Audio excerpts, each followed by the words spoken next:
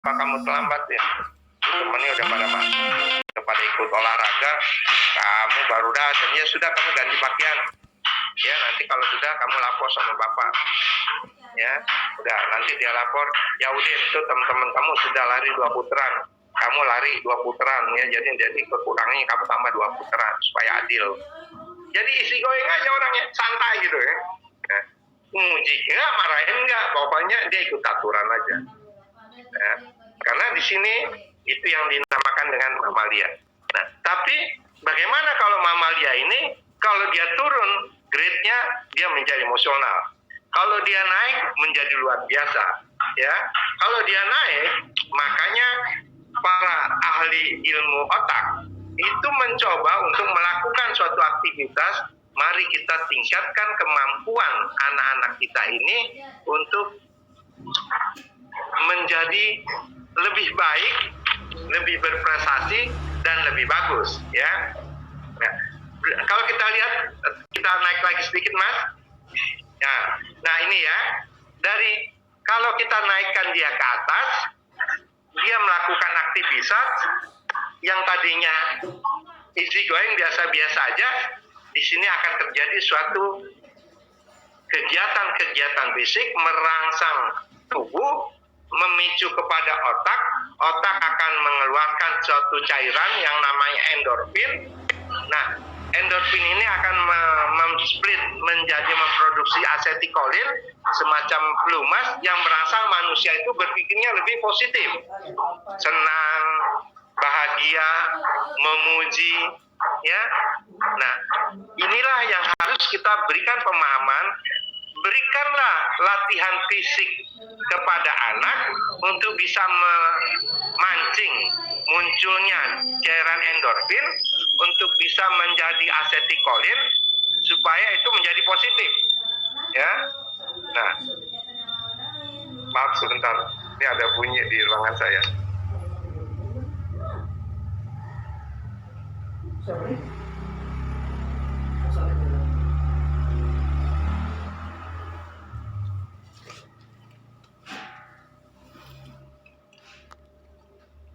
Ada bunyi gangguan bunyi ya. Masak di mesak jamu dikatel jadi bunyi gitu, mengganggu sekali. Nah, jadi makanya kenapa orang harus melakukan olahraga? Gunanya untuk meningkatkan satu, imunnya dia. Yang kedua, dapat meningkatkan kebugarannya dia. Yang ketiga, itu adalah untuk peningkatan prestasi maksimal.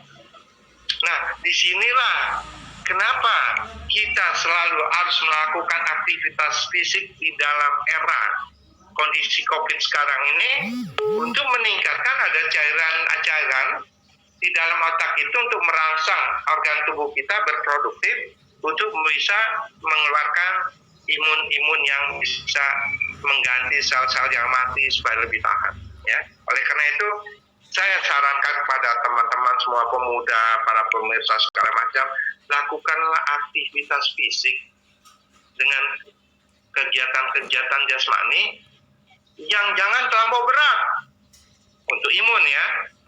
Kalau bugar boleh berat, tapi kalau imun cukup. Kalau ukuran yang paling standar yang suka menjadi standar itu adalah 200 dikurang usia, ya. Kalau 220 itu terlampau berat, itu untuk atlet, ya, untuk orang-orang terlatih. Tapi kalau kita tidak terlatih, pemuda yang tidak terlatih, cukup dengan 200 dikurang usia. Misalnya usia kita 40 atau pemuda 30 tadi, ya. Nah, 200 dikurang 30 artinya dia harus punya rate maksimal itu 170. Ya, 170 itu orang-orang yang terlatih, untuk orang-orang yang mencapai kebugaran. Nah, kalau ingin bugar, pemuda 80. Ya, 80% dari 170. Berapa kira-kira? 80, 88, 75, 130, 135.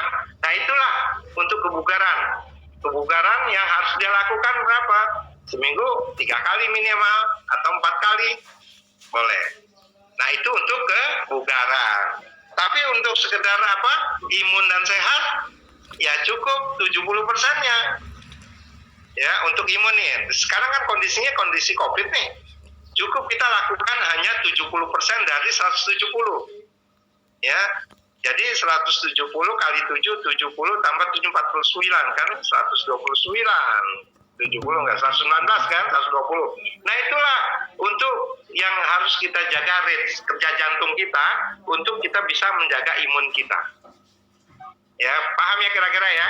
Kalau untuk imun itu cukup 70%, tapi kalau bugarnya 80%. Dari 200 dikurang umur kita.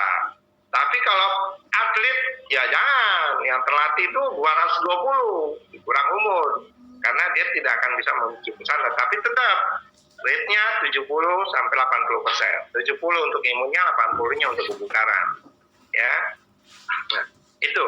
Nah, sekarang kita masuk pada yang gambar tadi. Nah, setelah yang menengah tadi, kita hanya berpikirnya easy going aja tuh. Nah, bagaimana kita masuk pada new cortex, ya? Otak yang di kepala yang dilambangkan dengan bahasa. Ya, ketika dia dilambangkan bahasa itu, dia lebih menjadi manusia wisdom yang sudah terkontrol emosinya. Kalimat cerdas tadi di situ udah mulai kelihatan itu loh.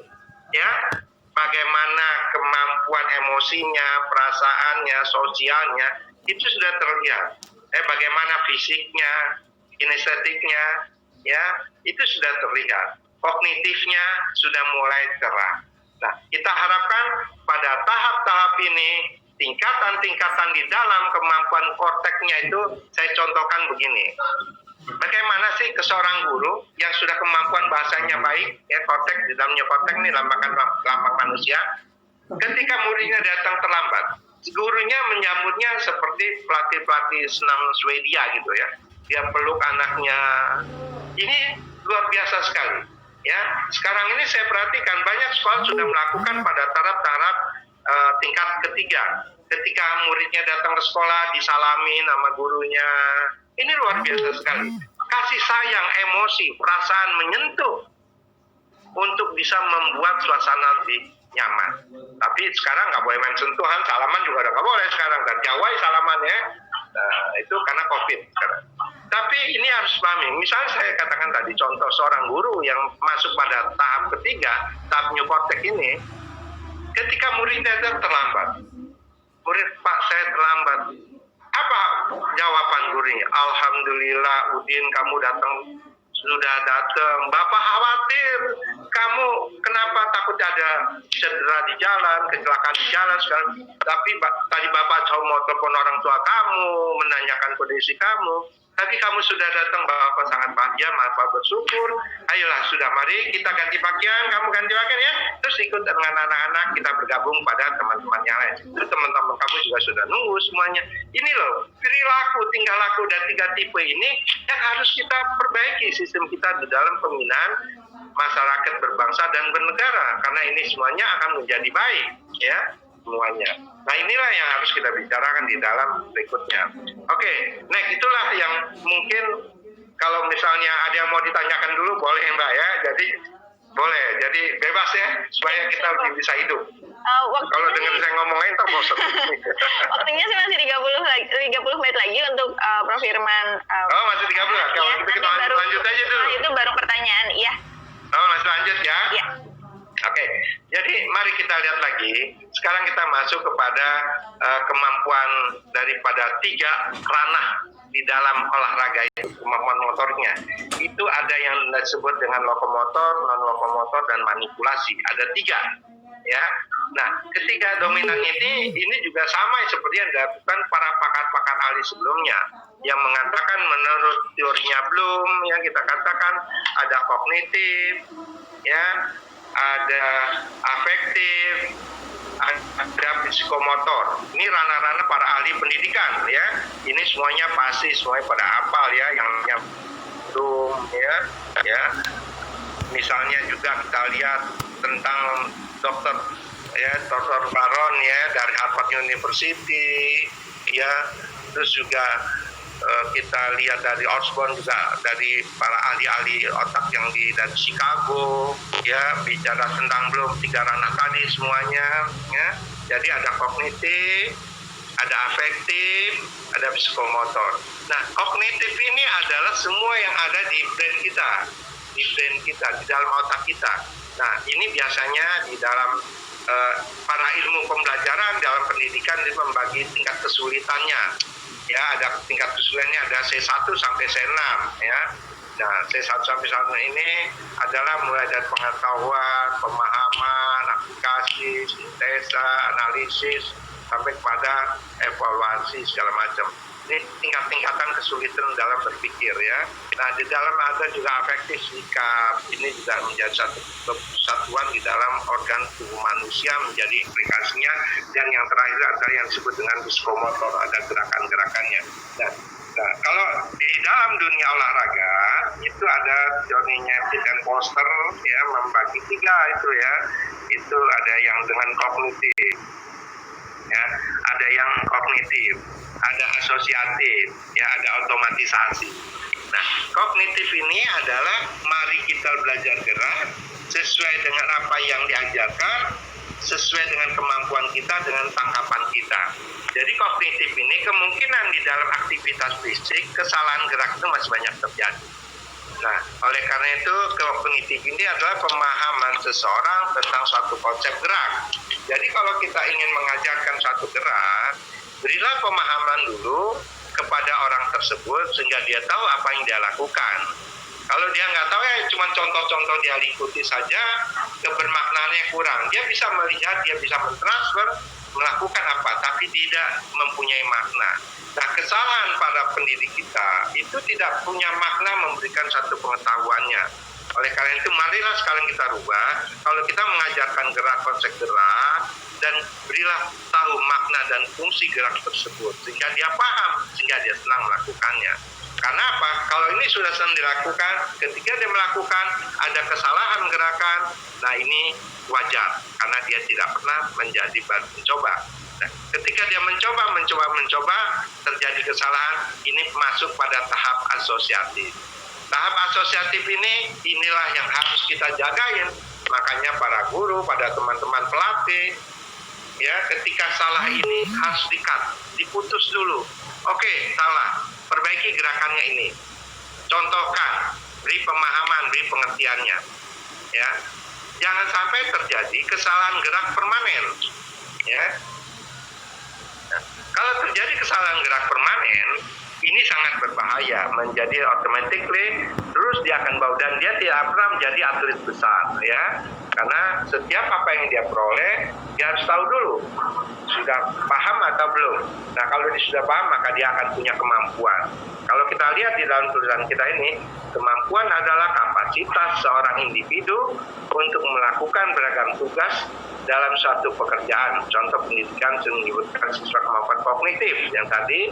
Nah, dia tahu apa yang C1, C2, C3. Atau kemampuan intelektualnya, apa yang harus dia lakukan. Atau kemampuan kinestetiknya, apa yang harus dia lakukan dalam gerakan-gerakan itu.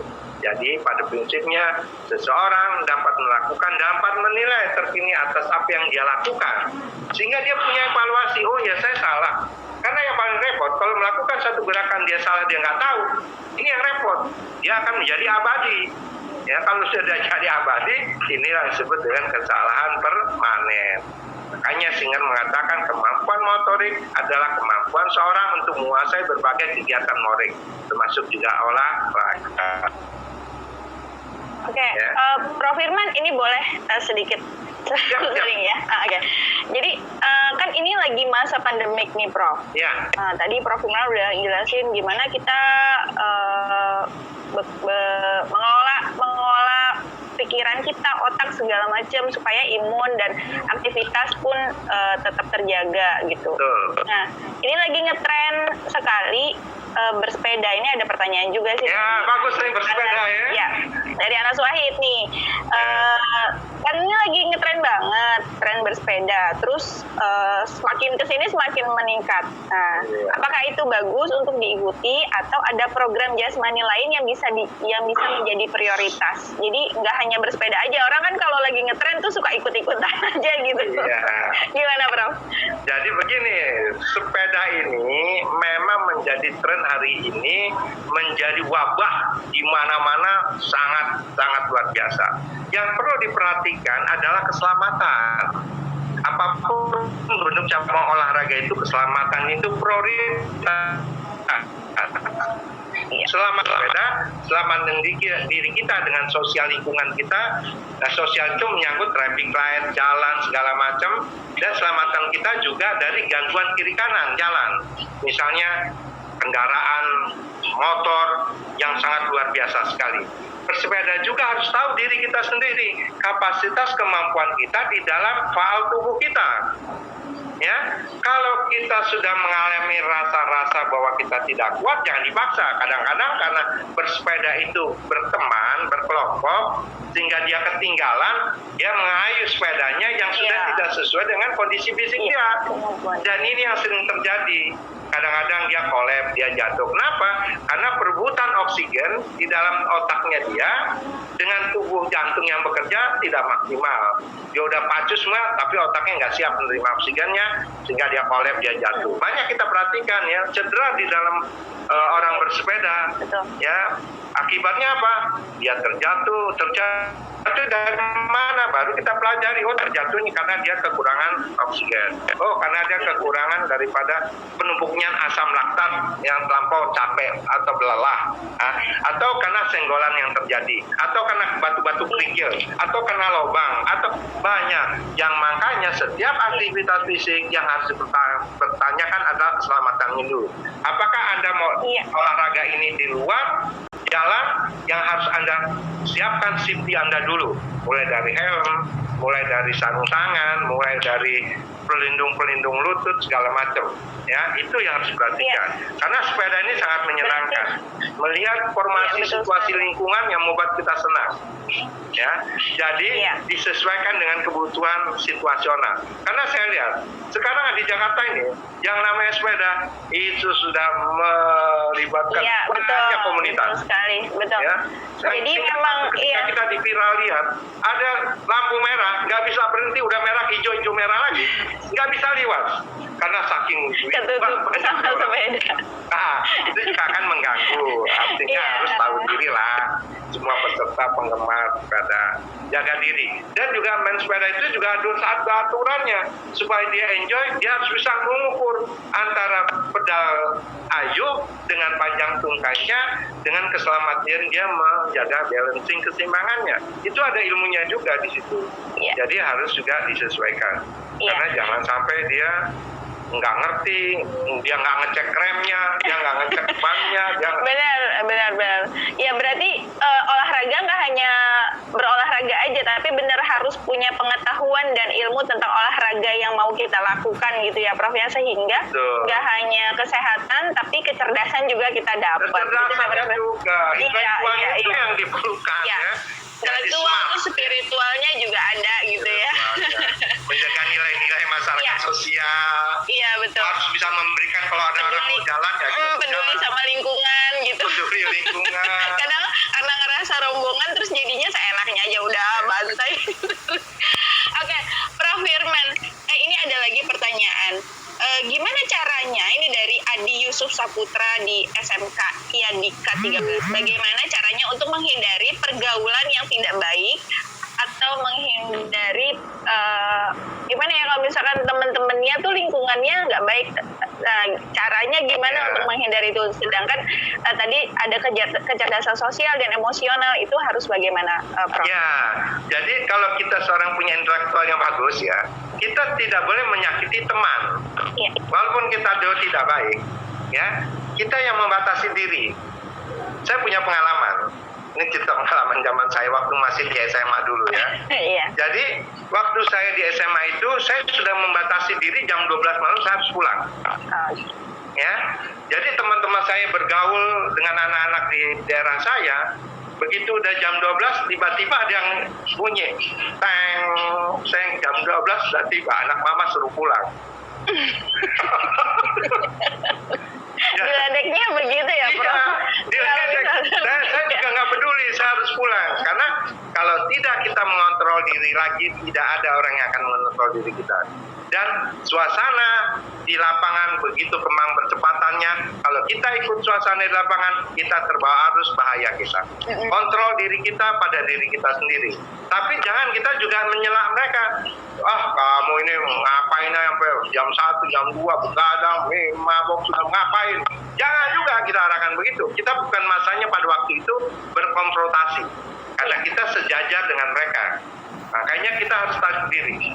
Jadi teman kami tadi, adik YBK tadi, sebaiknya Anda yang mematangkan pengetahuan Anda, ilmu kamu, Anda yang mengontrol diri kamu, Anda yang harus mengalah. Jangan Anda membentur.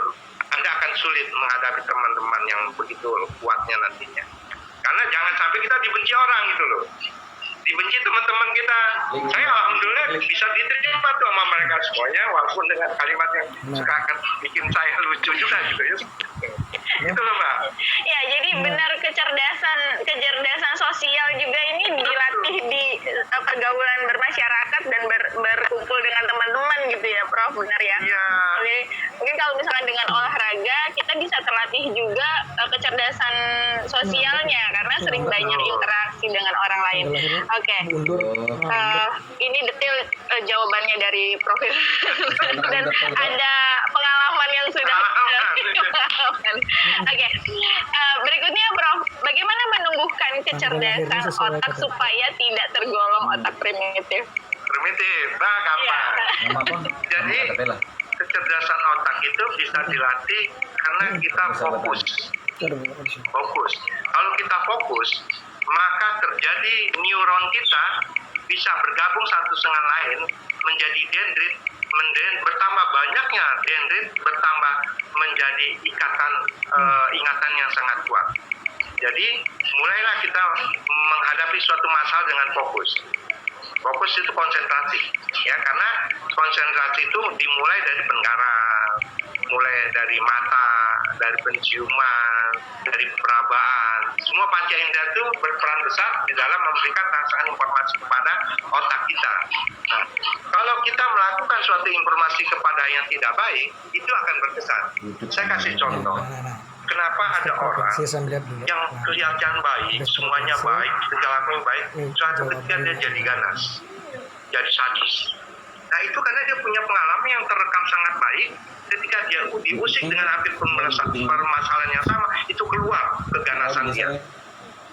Ya, nah itu misalnya trauma, orang-orang trauma.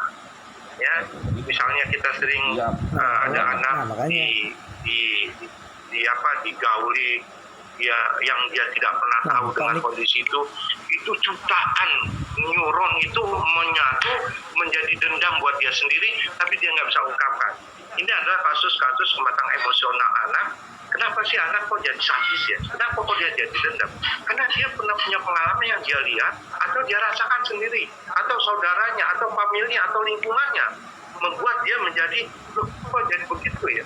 Makanya dulu waktu zaman Smackdown itu ya, banyak sekali cedera, terjadi keributan, terjadi sadis, karena dia punya pengalaman yang luar biasa. Dia ingin mencontoh, dia mengeluarkan semua unek-unek di hatinya. Dan inilah bagaimana sih kita untuk meningkatkan dari sifat-sifat tadi yang sedikit ganas menjadi menengah, menjadi yang lebih baik. Nah, penting yang kita rasakan itu harus kita lakukan. Misalnya, mulailah kita, makanya yang nama emosi itu kontrolnya itu adalah diri kita melakukan sesuatu yang baik yang perlu dilatih. Karena baik itu harus dilatih. Ya, misalnya contoh, memberikan sedekah. Itu harus dilatih, sedekah. Nanti dia di kebiasaan orang bersedekah. Karena orang nggak pernah bersedekah, dia nggak pernah memberikan sesuatu. Ya, sedekah sampai berapa? Kalau 10 juta, aku kasih 10 juta. Saya bukan soal begitunya. Tapi kalau 10 juta sehari dikasih cuma 5.000, dia bisa berapa puluh kali latihan gitu. Nah, itu disebut drilling. Nah, di dalam olahraga itu drilling itu diperlukan untuk meningkatkan kualitas gerak dan potensi gerak sehingga dia menguasai dan mahir. Sehingga apa? Menjadi internalize, menjadi bagian hidupnya dia. Berbuatlah baik, menjadikan diri kita orang berperilaku baik menjadi bagian hidup kita. ya. Nah, ini kalau saya contohkan ya, bagaimana kita belajar menjadi internalize. Contohnya saja, kalau kita ini seorang pemain bela diri, ya pemain bela diri apa saja, maka kita diajari teknik memukul. Ketika kita diajari teknik memukul, maka mungkin ada 5, 6, 7, 8 teknik memukul. Atas, bawah, kiri, tangkis, pukul, segala macam. Banyak sekali. Tapi kapan itu pukulan yang banyak itu menjadi baju kita, pakaian kita? Kapan kita tahunya? Nah, kita tahunya itu kalau kita dalam keadaan tertekan. Pada saat kita mengalami suatu proses tekanan yang tinggi. Nah, saya pernah punya pengalaman sedikit ini. Ketika saya latihan karate dulu, ya, ketika saya dibawa dulu ada namanya lapangan banteng. Lapangan banteng itu di Jakarta itu di tengah-tengah pusat kota itu, ya. Itu terminal bis. Dulu zaman dulu nih, sekarang iya. Sekarang masih ada, tapi jauh dari terminal. Iya, ada yang namanya tukang copet. Pencuri apa tuh? Dulu Tukang copet. Iya, tukang copet. Pelatih saya tiba-tiba dia nonjok tukang copet. Pelatih saya begitu dia mau dihajar, dia lari, kita didorong suruh ngadepin tukang copet. Ya, akhirnya apa? Kita yang bertarung sama dia.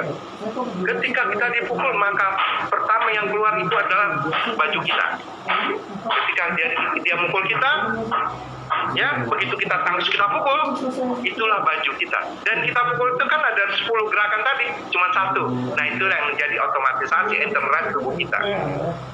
Nah, itulah makanya lakukanlah drilling, lakukanlah pengulangan sehingga menjadi terbiasa kita untuk memberikan sesuatu yang baik pada orang. Jadi kalau kita sering berbuat baik pada orang, menjaga kebersihan, menjaga tentang NKRI, daya tahan pertumbuhan bangsa negara ini, apalagi kita lihat di perbatasan ini, yang diperlukan adalah pemuda yang cinta kepada Indonesia, NKRI yang sejati. Itu yang harus ditanamkan sedini mungkin gitu. Ya, itu. Apalagi kreativitas pemuda ini luar biasa sekali. Ya, betul. Banyak yang menjadi produktif. Misalnya yang paling gampang, kita tidak perang sekarang, tapi memberikan daya tahan lingkungan di perbatasan. Ya, kita berikan pelatihan-pelatihan tentang apa? Tentang ekonomi lah, produktivitas tentang hasil karya masyarakat setempat, meningkatkan pendapatan daerah. Itu tanggung jawab pemuda. Ya, betul. Ya. Oke, ini Prof, ini tadi bagaimana supaya kita tetap tidak masuk ke golongan otak primitif. Nah, ini ada pertanyaan lagi, bagaimana kita mengajarkan, khususnya mungkin ada guru difabel ya, itu guru bisa mengajarkan dan melatih kerja otak dalam hal kognitif dan psikomotornya bagi orang-orang difabel dalam kegiatan olahraga. Jadi di difabel ini kan bermacam klasternya ya, macam. Misalnya kalau dia dalam kesulitan kognitif berpikir ya, itu kan ada kelasnya, ada mulai dari slow learner, ada namanya apa sih yang kan ada 5 tingkatan kalau nggak salah itu ya, dari IQ 10 sampai 20, terus 20 ambisil, terus ada lagi. Nah, itu tingkatannya. Jadi kalau kita ingin mengajarkan anak-anak itu memang agak sulit sesuai dengan kemampuan IQ-nya dia. Makanya kita harus tahu kalau dia IQ-nya sampai cuma 80, 60 sampai 80, mungkin dia cuma sampai tamat SMA ya. SMA mungkin dia bisa, atau cuma sampai SMP. Dia udah sulit mengikuti dengan problem berpikir yang tinggi. Ya, misalnya kalau dia yang paling sederhana, yang paling idiot ya, idiot itu paling hanya 20 atau 30 IQ-nya kan. Nah, itu mungkin kita berikan untuk daya tahan diri dia dulu aja, dia mampu untuk menjaga dirinya, mandi bagaimana, sikat gigi bagaimana, untuk kebutuhan sehari-hari gitu ya. Kebutuhan sehari-hari. Terus kerjaan yang bisa buat dia bisa kita latih yang rutinitas yang tidak banyak, yang tidak kompleks, cuci piring ya, nyuci atau nimba, atau satu gerakan yang senang. Di dalam motorik itu ada gerakan-gerakan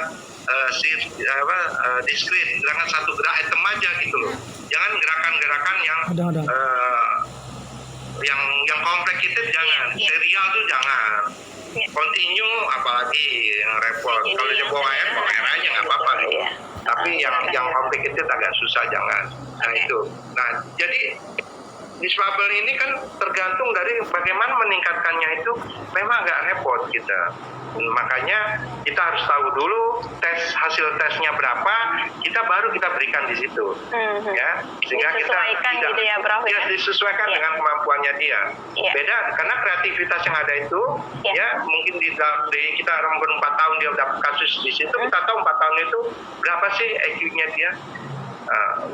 Karena ada juga kejadian ya, dia normal, tiba-tiba dia tabrakan, tiba-tiba dia jatuh, tiba-tiba terjadi suatu proses dalam otaknya perubahan yang sangat drastis, yang tadinya dia kemampuan otaknya normal, dia turun. Gitu. Nah, ini yang harus kita antisipasi gitu. Jadi harus kekhasannya. Iya, diketahui dulu sumbernya dia apa, penyebabnya apa, baru bisa diberikan aktivitas fisik yang sesuai dengan kebutuhan. Betul, Mbak Rika. Jadi jangan kita main kasih-kasih ini nggak bisa. Iya. Karena sangat sulit. Saya pernah mengajarkan saja untuk satu tembakan tendangan bola ke satu titik gawang, itu susahnya setengah mati. Susah banget. Dan pengulangan. Sehingga nanti setelin film gitu dia senang, suruh nendang lagi dia lupa lagi. Ya. Iya. Oke, baik. Kita contohin, dia ingat, dia lupa lagi. Iya. Memang itu seni mengajarnya, ya. Iya, baik. Kecuali kalau anak-anak yang cacat segala macam berpikirnya normal nggak ada masalah, ya. Sehingga disesuaikan. Tapi kalau yang handicap karena kemampuan mental tadi itu ya, yang perlu lebih bijaksana, ya. Kitanya harus bijaksana. Nggak boleh kita ngejudge juga, nih anak bodoh banget, nggak boleh. Iya. Nanti balik lagi ke primitif. Karena sekarang saya sudah lihat ada perubahan. Iya, satu saya itu memberikan materi tentang gerak pada anak-anak kesulitan mental tadi.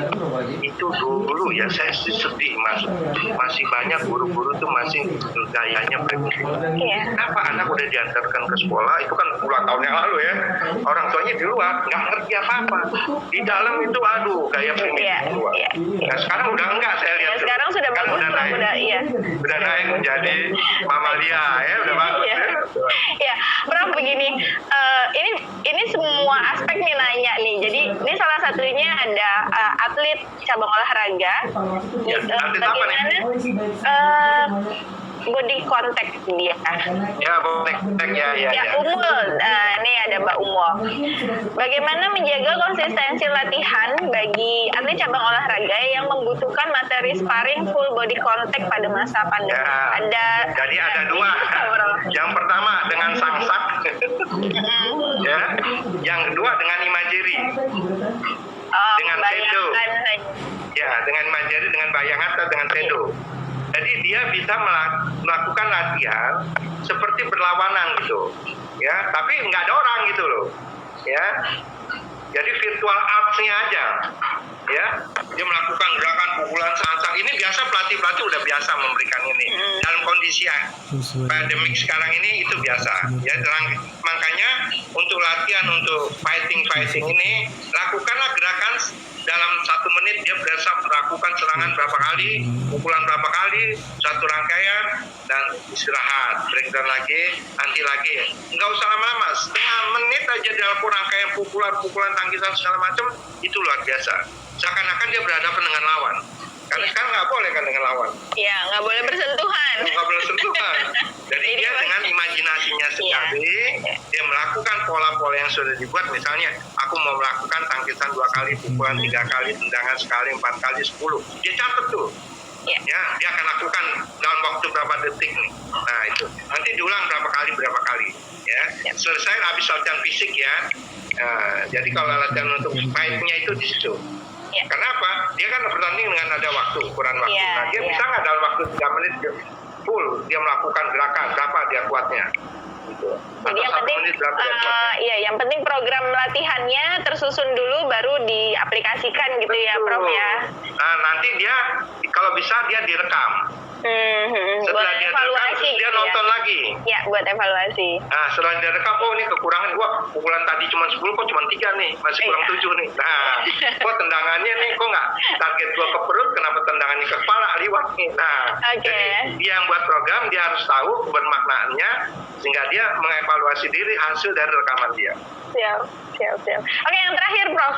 Ini Ya. bagaimana menentukan suatu jenis olahraga yang tepat dan cocok dilakukan seorang anak ataupun pemuda untuk meningkatkan kemampuan motorik? Ya, jadi itu sebenarnya mudah ya. Pertama, dianya hobinya apa dulu, senangnya gitu. Kalau dibilang, wah saya semuanya senang, ya alhamdulillah. Artinya dia mampu melakukan aktivitas gerak dasar. Ya, gerak dasar itu ada lari, ada lompat, ada jalan, ada lempar. Nah itu gerak dasar. Nah gerak dasar ini boleh dilakukan anytime kapan saja gitu. Setelah dia melakukan gerak dasar, dia masuk pada satu komponen gerak-gerakan kecabangan. Apa dia senangnya? Nah, dia cabang A dalam permainan tim, dia cabang permainan bela diri. Pilih buat dia suka. Ketika dia suka, dia akan melakukan suatu aktivitas, dia akan enjoy. Jangan pernah memaksa anak berolahraga yang dia tidak suka. Itu kalau di sekolah saya lihat kalau dia nggak suka dia duduk aja tuh. Iya. Ya dia pura-pura nih, nanti kalau ada gurunya dia diri lagi. Ya, nanti karena dia nggak suka, karena gurunya tidak mampu memberikan suatu exercise kepada anak yang anak itu senang. Iya. Jadi nggak ngelihat bakat minatnya si anak dulu ya, Prof. Ya. Iya. Jadi Guru harusnya kan dikasih beberapa jam pilihan. tayang waktu. Karena dikejar kurikulum kalau Ya, guru. kurikulum. Makanya saya bilang ada perubahan kurikulum ini sangat luar biasa. Ya, mungkin kalau orang tua ataupun nanti nih pemuda-pemuda Indonesia yang bakal menyiapkan diri untuk mendidik anaknya juga harus mulai mengatur pengaturan memberikan bakat minat untuk anak-anaknya gitu, khususnya di cabang olahraga. Ya, ini kan saya lihat nih kan usianya 16-30 Iya. tahun, lagi masa-masa produktif nih ya. Rencananya gue besok kawin punya anak. Nah, yang harus diperhatikan, selamatkanlah anak dari lingkungan yang tidak sehat. Iya.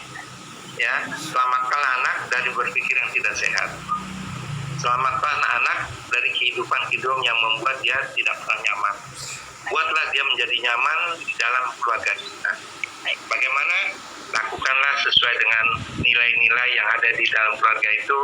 Religiuskah dia, ya, bersosial baiklah dia, peduli kepada lingkungannya.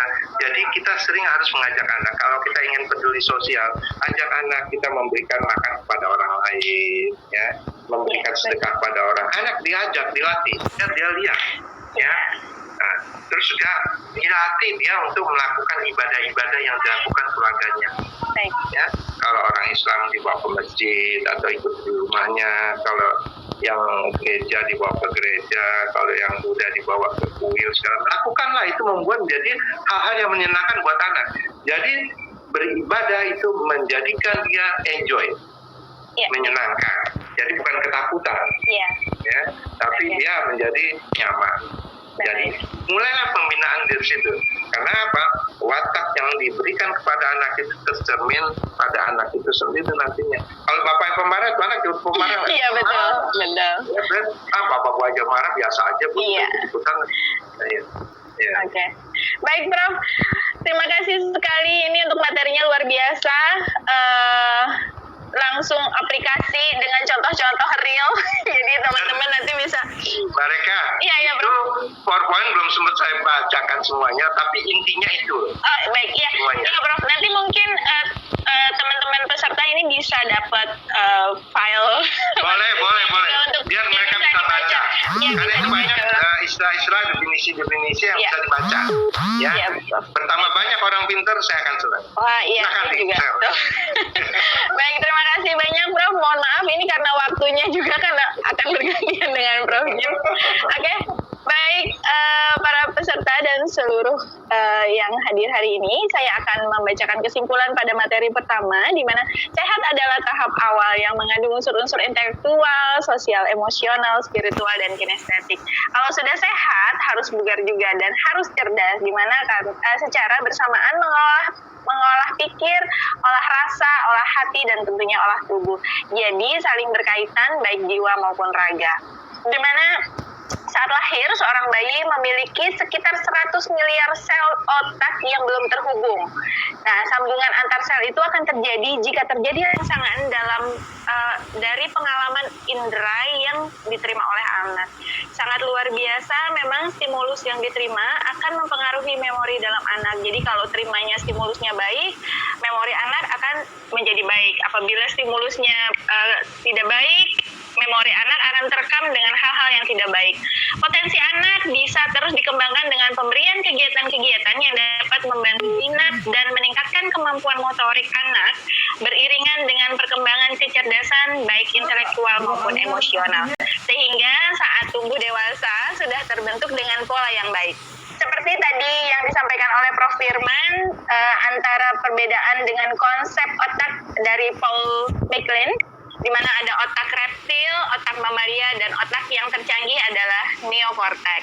Nah, latihan fisik atau olahraga pun yang dilakukan dapat menghasilkan endorfin dan memproduksi asetilkolin untuk meningkatkan imun, kebugaran, dan peningkatan prestasi maksimal itu untuk yang tingkatannya sudah lebih tinggi. Nah, kemampuan gerak manusia itu juga terdiri dari tahapan kognitif, afektif, dan psikomotor yang tadi sudah dijelaskan juga oleh Prof. Mina, di mana psikomotor kita akan bisa baik kalau dilakukan latihan yang berulang-ulang. Baik, sekali lagi terima kasih Prof. Firman atas ilmu yang bermanfaat. Terima kasih Mbak Reka. Mudah-mudahan bermanfaat untuk kita semua. Amin. Terima kasih Prof. Baik. Waalaikumsalam warahmatullahi wabarakatuh. Iya, waalaikumsalam. Terima kasih pada semua teman-teman semuanya Baik. yang menyaksikan. Ya, kita akan beranjak ke materi berikutnya dengan judul kesehatan fisik dan psikis olahraga untuk pemuda yang disampaikan oleh Profesor Dr. James Tangkudung, SportMed MPD. Baik, Prof. James sudah bergabung dengan kita. Siap. Segar sekali, Prof. Selamat pagi. Selamat pagi, Pak. Tadi habis olahraga ya, Prof? Iya, Setiap hari rutin ya, Prof? tiap pagi. Tapi udah ke kampus juga, baru pulang. Gitu. Oke, Ayo Prof. Firman, terima kasih. Tadi udah ngopi di Blok M. Oke, ya. Tanda tangan mahasiswa banyak. Makasih Pak Jim. Oke, baik. Saya akan membacakan profil pemateri kedua kita, Bapak Profesor Dr. James Tangkudung, SportMed MPD, lahir di Makassar pada tahun 1952. Tapi nggak kelihatan beliau lahir tahun segitu ya. Ini masih muda, masih terlihat muda sekali. Amin. Beliau adalah guru besar tetap ilmu kesehatan olahraga pasca sarjana dan Fakultas Ilmu Keolahragaan UNJ. Beliau merupakan dokter umum pada menyelesaikan pendidikan dokter umum pada tahun 1983 di Universitas Mainz, Jerman. Kemudian pada tahun 1986 beliau menyelesaikan studi kedokteran spesialis olahraga di Universitas Frankfurt, Jerman. Melanjutkan studi magister dan doktoral di pasca sarjana UNJ pada tahun 2007, beliau mendapatkan gelar profesor di UNJ. Profesornya, Prof? 2007 ya? Ya, Profesor 2007. Beliau juga pernah sebagai asisten deputi bidang peningkatan prestasi olahraga Kemenpora dan staf ahli Menteri Bidang Sumber Daya Olahraga Kemenpora. Beliau juga pernah menjadi Deputi Bidang Pembudayaan Olahraga Kemenpora pada periode 2010 sampai 2012. Pengalaman beliau dalam organisasi juga sangat luar biasa. Pernah tergabung sebagai pengurus pada beberapa pengurus besar cabang olahraga seperti kriket, bulu tangkis, renang, biliar, dan di KONI Pusat. Hobi beliau adalah berolahraga tentunya dan membaca buku. Ini sepertinya hobi-hobinya adalah rahasia tampil fresh setiap hari ya, Prof. Siap. Baik, untuk mempersingkat waktu, saya persilahkan Prof. James untuk menyampaikan materinya. Terima kasih Mbak Rika ya. Reka, Prof. Reka ya. Assalamualaikum warahmatullahi wabarakatuh. Yang saya hormati Pak Faisal, Deputi Menpora, Prof. Firman, narasumber dan teman-teman narasumber lainnya, juga teman-teman lainnya ya. Saya nggak bisa lihat semuanya ya. Selamat pagi dan selamat siang dan salam sejahtera untuk kita semua.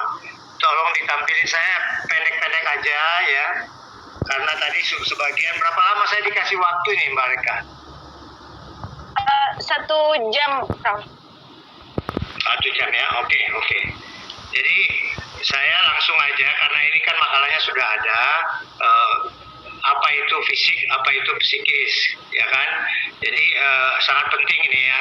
Fisik berarti kan tubuh keseluruhan ya, dari kepala sampai ke kaki. Di situ ada tulang-tulang, otot, persendian, dan lain-lain. Nah, kalau kita bicara soal psikis, itu kita mempelajari soal otak serta kerjanya. Jadi kalau menurut WHO, yaitu keadaan yang meliputi fisik, mental, dan sosial ya, lingkungan ini yang tentunya bebas dari kecacatan dan penyakit itu WHO. Dalam Departemen Kesehatan juga seperti itu. Lanjut itu paparannya. Jadi ada 3 faktor yang perlu diperhatikan di situ, yaitu fisik, ya kan, psikis, mental, dan lingkungan.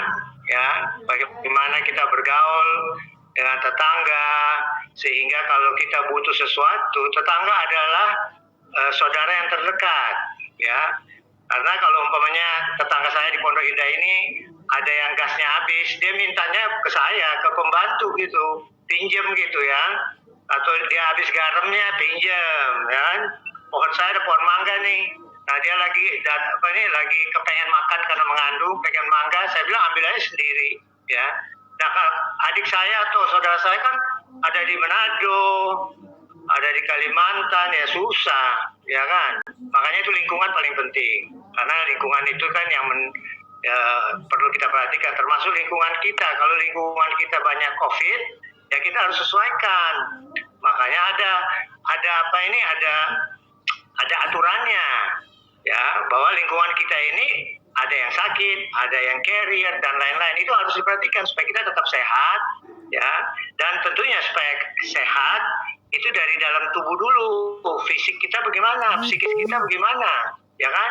Kalau kita kuat, ya dari lingkungan ada gangguan, pasti kita kuatlah, kita bisa lewat, ya. Jadi dalam prinsip itu saya akan mengupas sedikit mengenai fisik. Ya, fisik itu kan kayak seperti mobil lah, supaya teman-teman ini mengerti lah. Mobil kan badannya fisik, ya kan?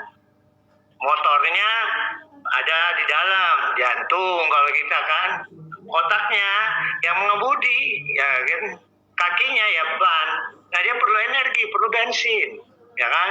Nah, bensin ini yang paling kita ketahui di dalam tubuh kita mau pakai sistem energi apa, aerob apa anaerob, karena itu ada aturannya, yaitu frekuensi, intensitas, dan time, ya kan.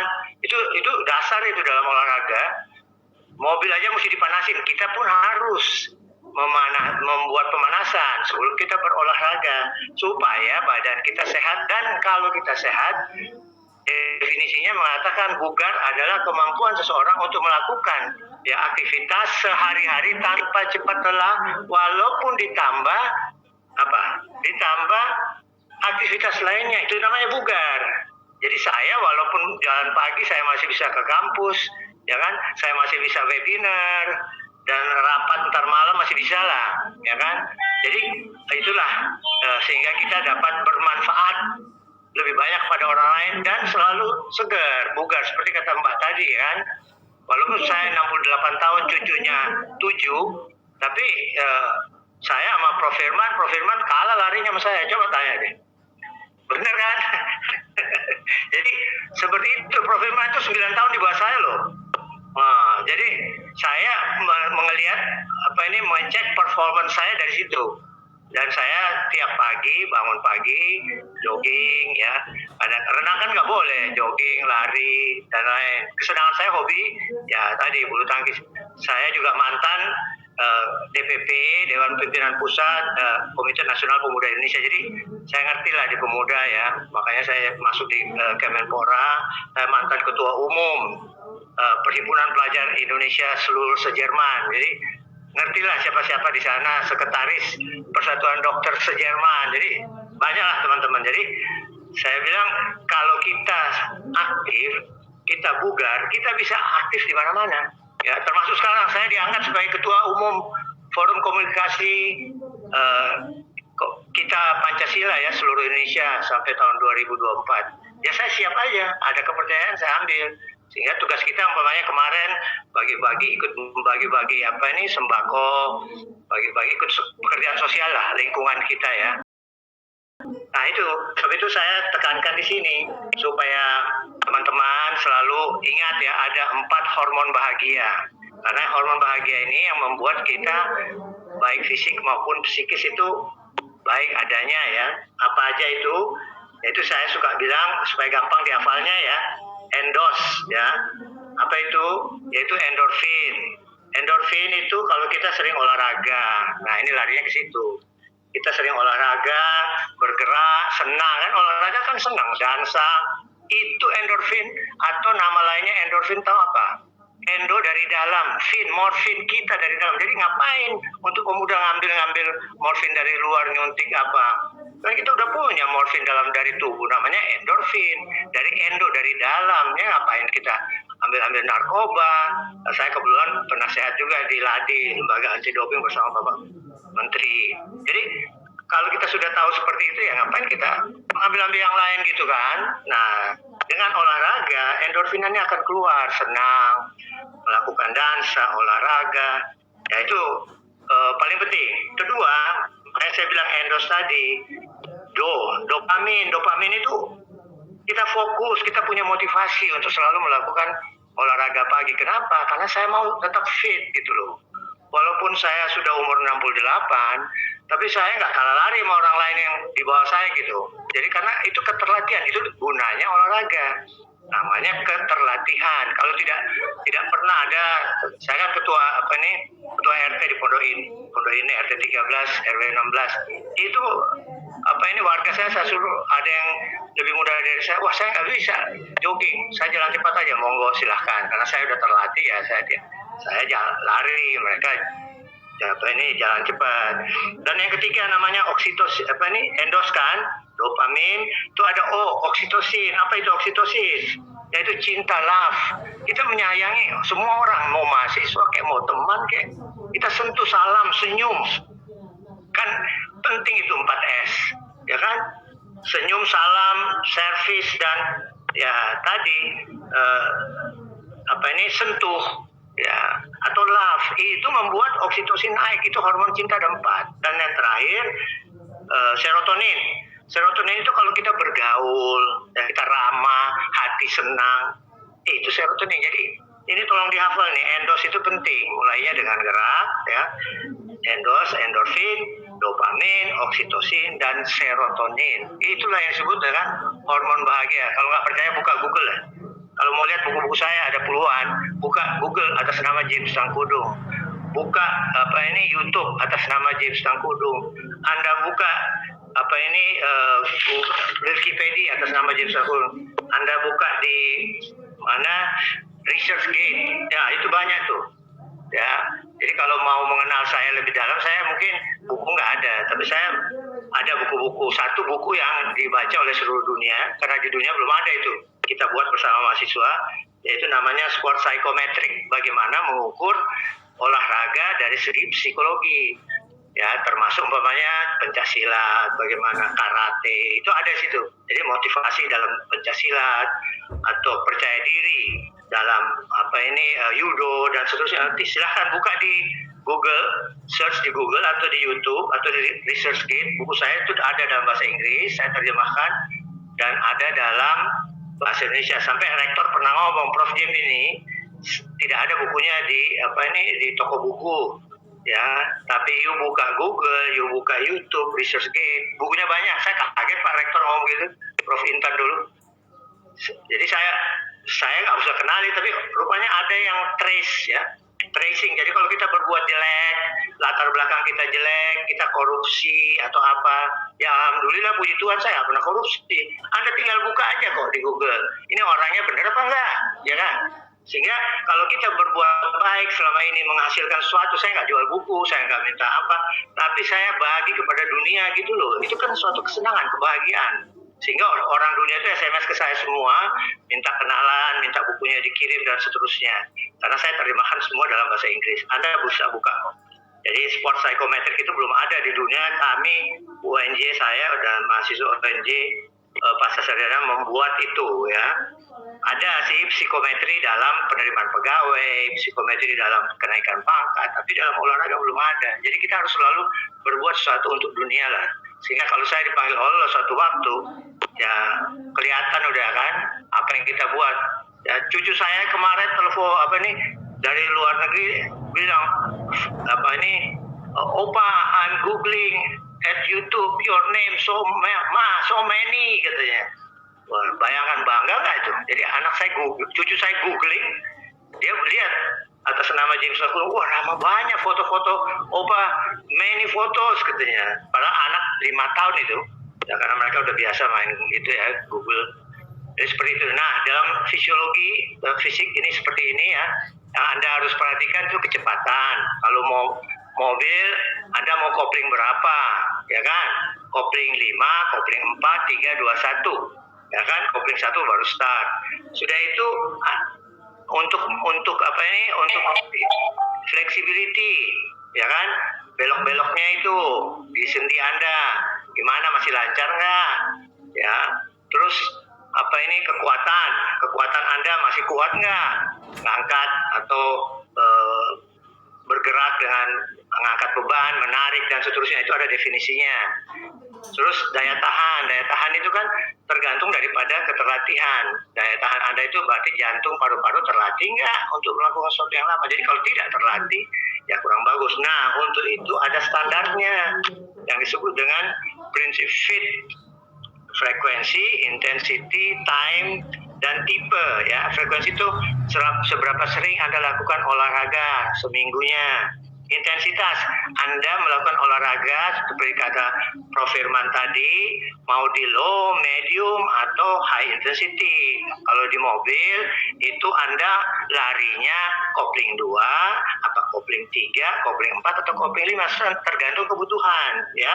Terus waktu, berapa lama. Kalau Anda main di sistem energi anaerob, wah itu waktunya detik itu. Ya ini ada nih. Ya, Anda main detik itu rendah ya zonanya. Ya, tapi kalau Anda mau aerob, ya anaerob itu biasanya sprinter, perenang, ya diburu anjing gila, ya kita harus bisa sprinter, itu penting itu anaerob ya.